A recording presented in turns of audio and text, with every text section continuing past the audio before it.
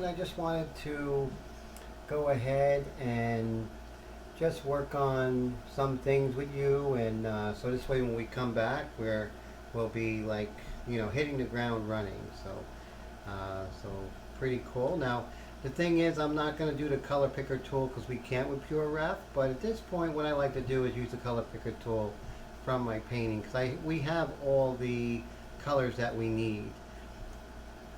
And so we're just going to go ahead and use the Airbrush tool, and I would say let's make the opacity 80%, hit the I button twice, bring it down to 80%, and let's go ahead and work on this really large white color here.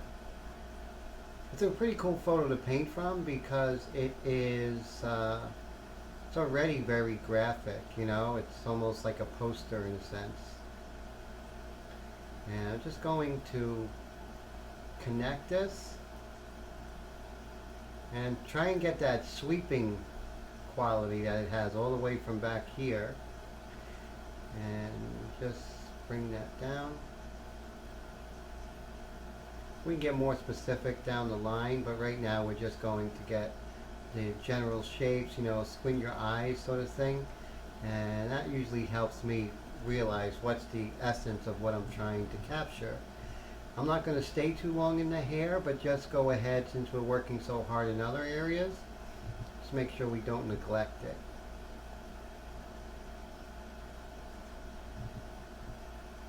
You see, I'm using my color picker tool back and forth. And you'll get that cadence, of course, and that comes with time.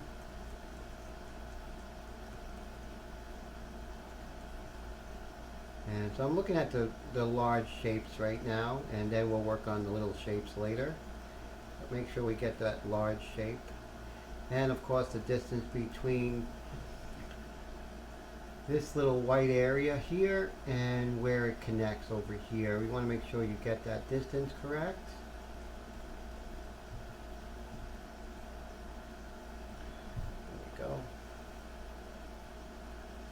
There's a lot of little doodads and stuff in this negative space area. We can paint that later, but let's get the big shape first. Big shape is always more important than the little shapes.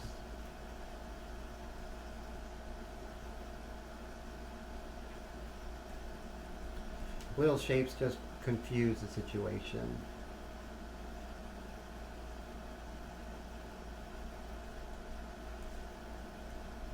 And since we merged the line drawing and the skin, so now we can just get rid of the line drawing as we go.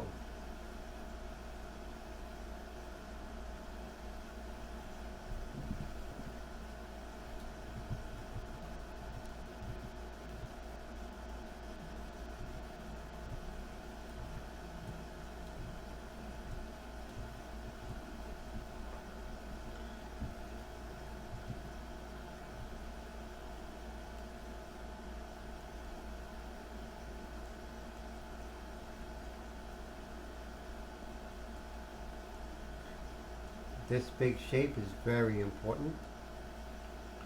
And you see I make the brush smaller as I go, because it does come to a point. So we just got to make sure that we don't get complacent about brush size.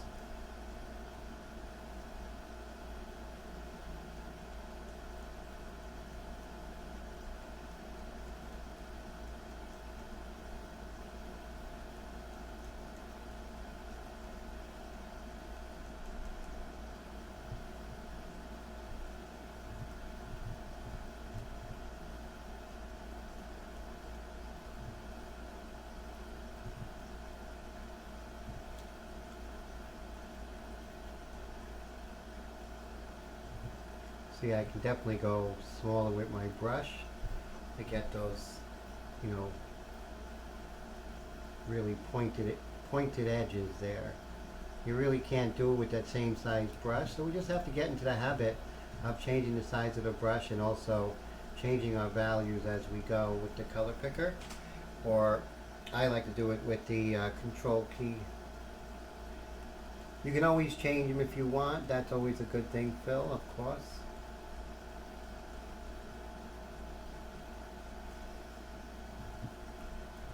Like I said, I don't want to stay too long in the hair. There's more important things to tackle at this point. But as you can see, it's coming together, the large shapes, and then we'll just work on the smaller shapes as we go. Okay, so you see here, bring that over, got this gray color. So I don't like going to the reference too much to pick out the colors because it doesn't let us see the values. So I like going to the color picker tool and getting the appropriate values. And I'm going to make my brush a little bigger, and I'm going to lower the opacity to 70%. That's not what I want to do. Okay, there we go.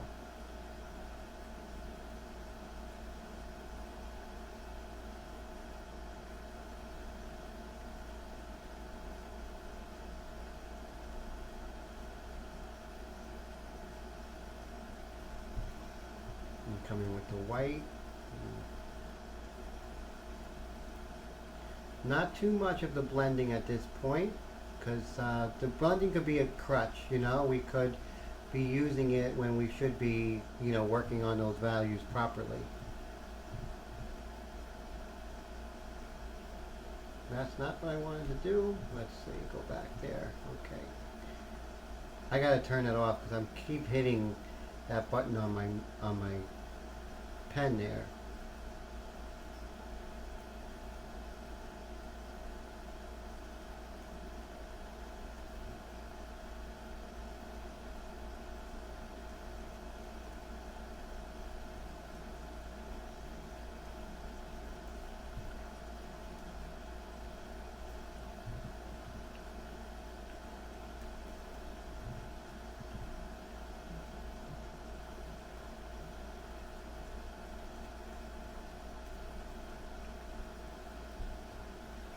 So I see a larger area of white here. And you'll see, like, when we work, that for some reason we try to fill in the blanks, and we have to be diligent and not trust ourselves, but our eyes.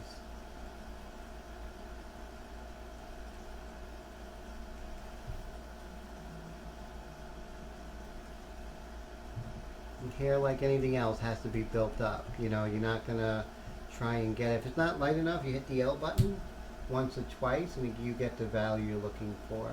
Remember, you can always darken one stop and lighten it one stop by hitting L for lighten and K for darken on your keyboard.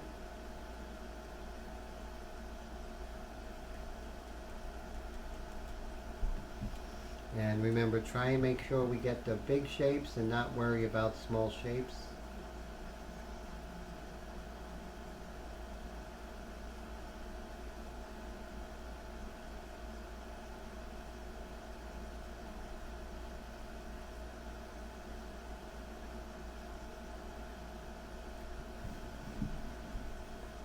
There's just a blowout of value here. Sort of just blends in with the background, doesn't it? So we definitely want to make that note.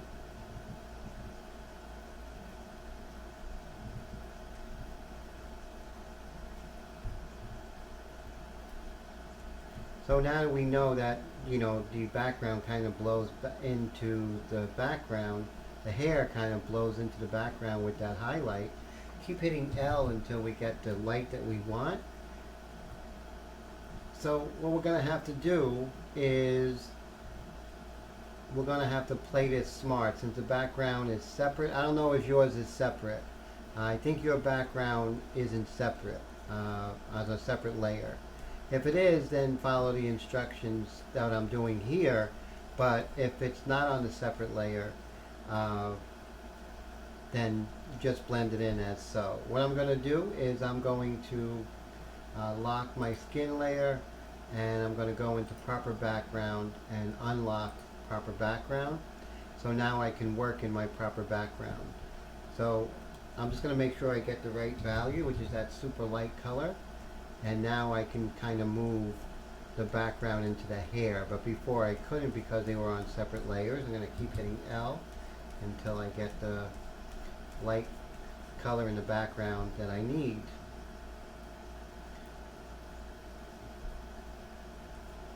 Because you'll see there are areas where the background and his hair sort of come together.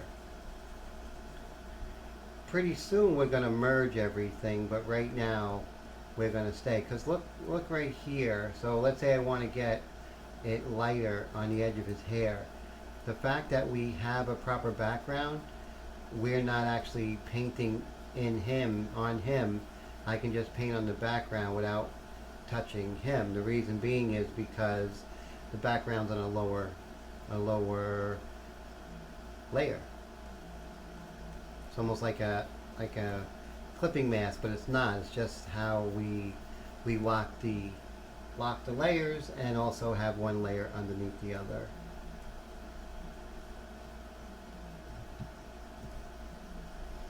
Here's a quick note. So what I'm going to do, you see how this is sort of an imperfection of my tablet. It does that. Sometimes it'll have like a long line for some reason. It just happens. It's like having to do with my tablet. So what I'm going to do is I'm going to lock the layer of unlock the skin. I'm going to lock the background. I'm going to go into my skin layer, and I'm going to make sure I have that color in watch. I'm going to get rid of those imperfections. So when you see something, you have to always ask ourselves what layer it is it on, and what's the best way to clean things up. See, I'm on skin. You see that why that happened? Before I was on background. Now, the problem is like right now I'm going over that because that was on the skin layer. Same thing. I have to do this here because it's on skin layer. That's the only way I'll get rid of this.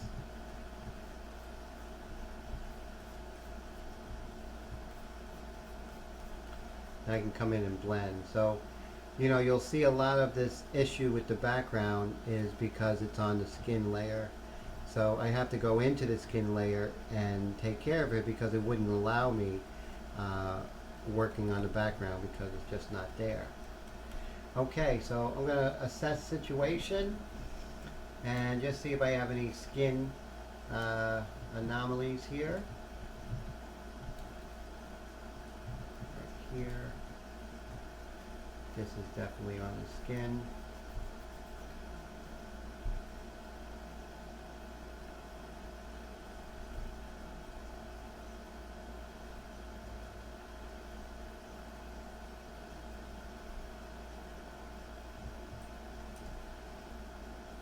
Okay, so let's go ahead and lock the skin, unlock the background, go into proper background of course, and let's just go to town, see if we could take care of these issues. If there's anything that's still there, we'll just have to go back into skin while background is locked and take care of it.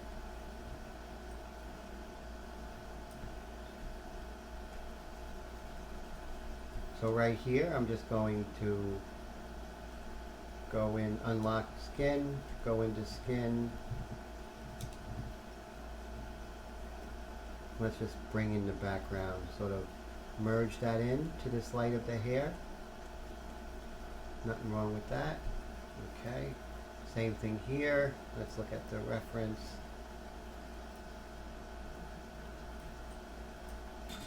Yeah, we can definitely, so we're in skin here. Let's just merge the hair into the skin. Go, same thing here. Because of course we're in skin again.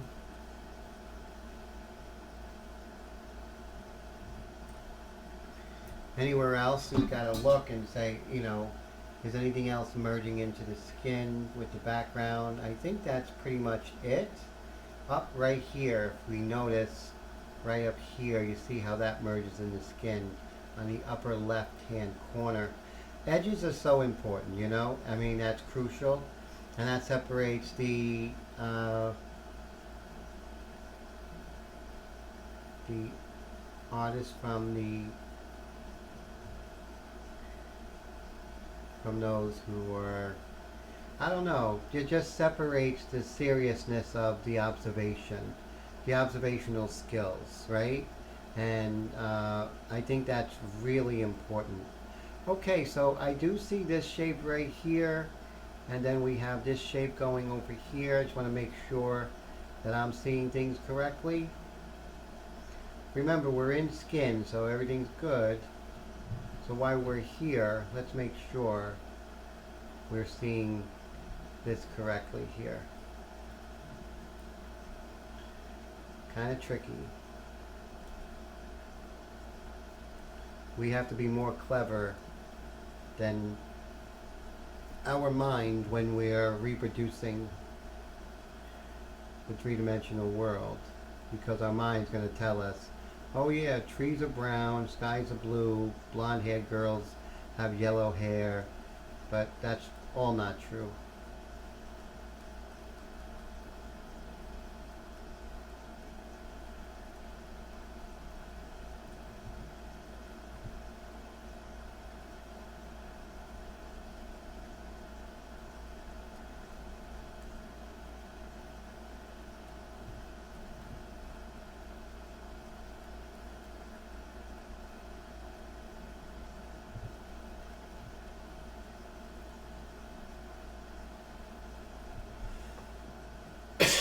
So you see that shape is pretty intimidating here.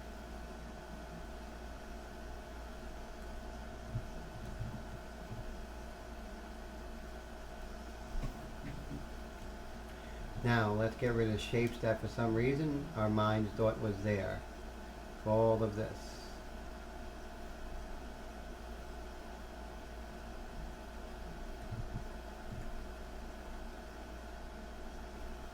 If it's not dark enough, hit the K button until it gets dark enough.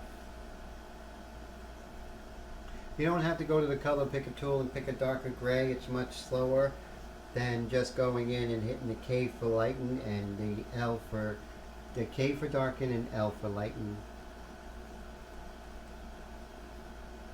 So you definitely want to have a workflow, and that's going to happen the more you work, of course. You know, in the medium and in this particular program.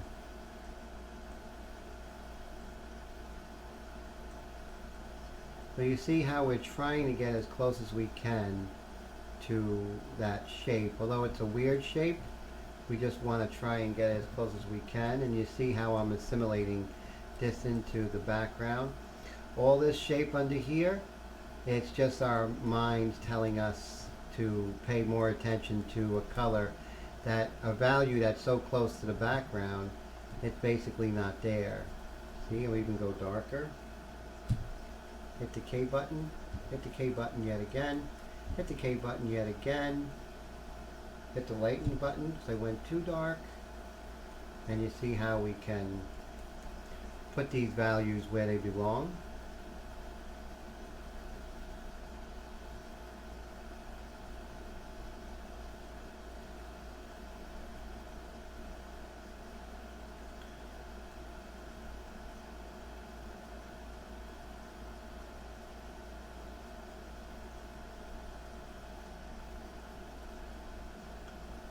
All of this is just made up detail that I put in.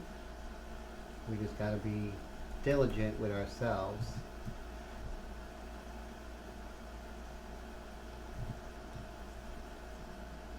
So you have two tools. You have the color picker tool to find a value that's lighter or darker, or you can just go ahead and hit the K button or the L button.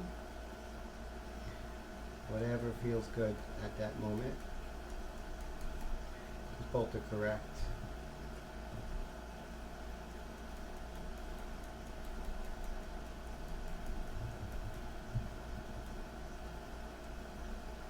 K button to make it a little bit darker. One more K button. Tap. Make the mouse bigger. Working with the hair is a lot of going back and forth. So let's not get too caught up in the details because then we can get lost in the trees and not see the forest. So there you go. Let me just check and make sure that we are recording correctly. Yep, everything looks good so far. And let's go back.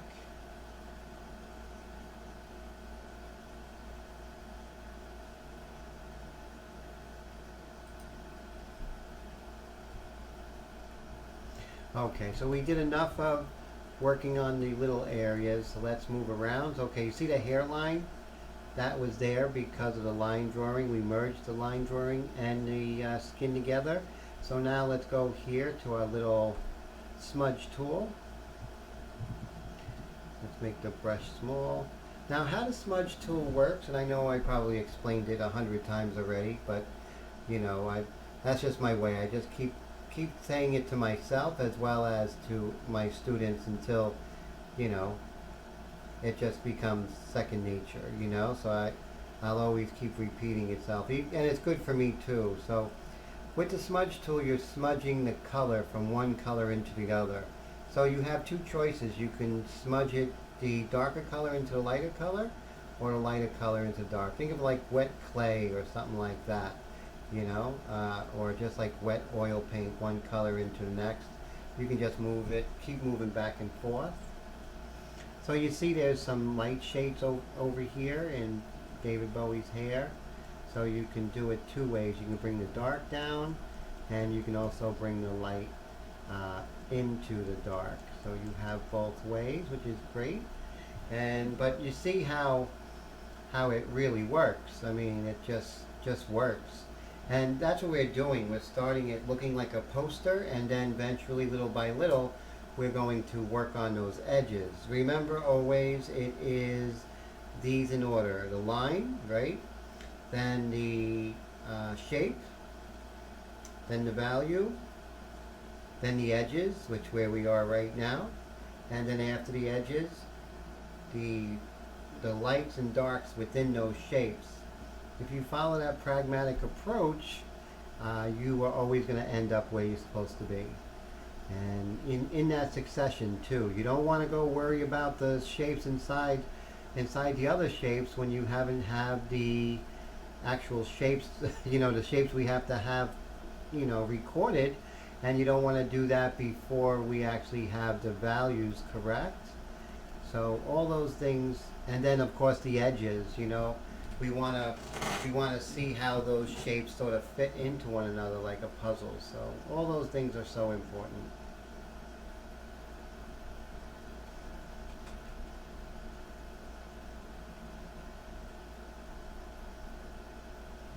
Just moving back and forth.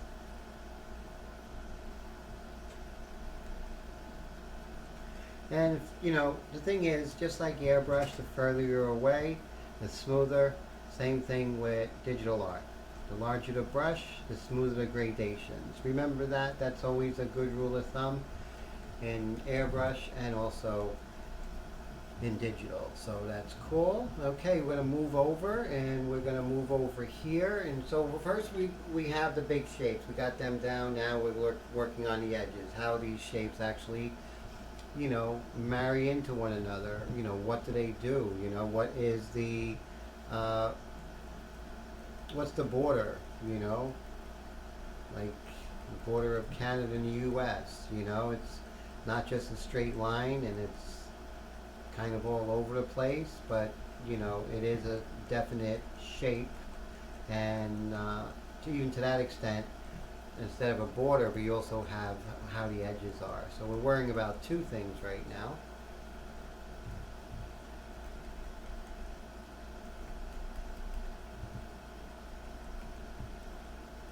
Remember, we can take the darker color and blend that into the larger color.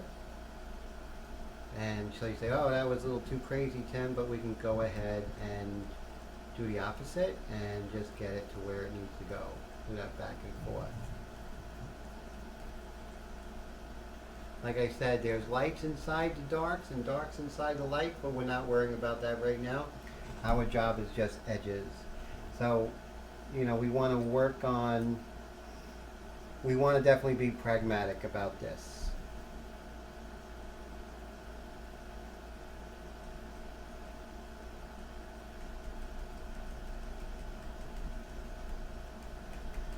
We do have our guidelines, and let's make sure that we pay attention to those guidelines and make that work that we did earlier pay off by not getting rid of those too early, you know?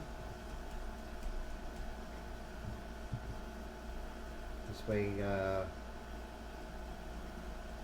we'll do David Bowie justice.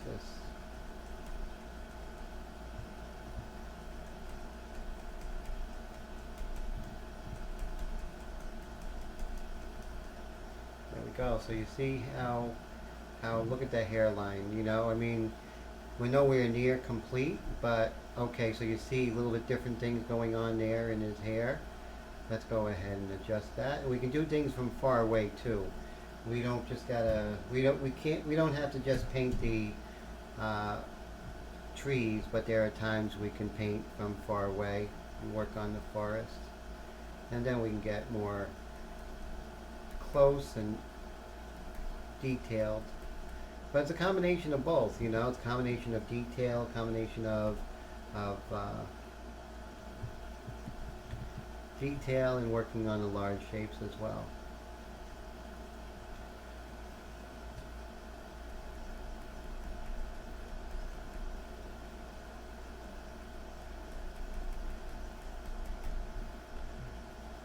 So as you can see, we are in no hurry whatsoever. Let's work on some of the larger shapes here. I'm just going to blend this in out here like this, blend this dark color in like this, and I'm using the Airbrush Tool, so I'm not blending. I'll blend later, so I just want to work on large shapes here. Oh, we didn't want to do that.